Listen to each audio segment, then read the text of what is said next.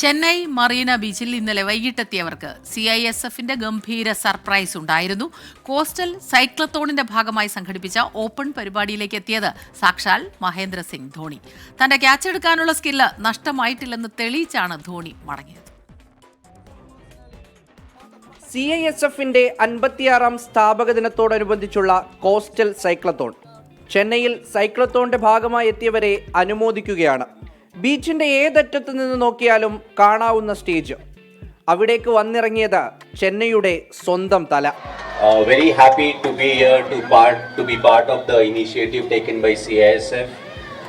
Once I was told, I was like, IPL is generally very busy. That's why I'm in my practice attire. I said, whatever time I'll get, I'll make sure I'm here. സംസാരിക്കാൻ എത്തിയപ്പോൾ ധോണിക്ക് വെള്ളം വേണം. സ്റ്റേജിൽ കുപ്പിവെള്ളമില്ല. പുറത്തുനിന്ന് എറിഞ്ഞുകൊടുത്ത കുപ്പിവെള്ളം പിടിച്ച് തലയുടെ class dialogue.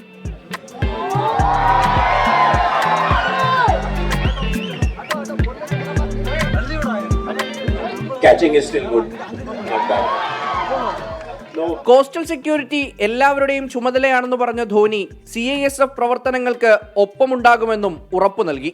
മുൻ cricketer S. Srikanth, CISF south AG SR Saravanan, Olympian Shiny Wilson, നടൻ പാർത്ഥിബൻ, നടി ഐശ്വര്യ രാജേഷ് തുടങ്ങിയവരും പരിപാടിയിൽ പങ്കെടുത്തു. മുഹമ്മദ് റഹീസ്, 24, ചെന്നൈ.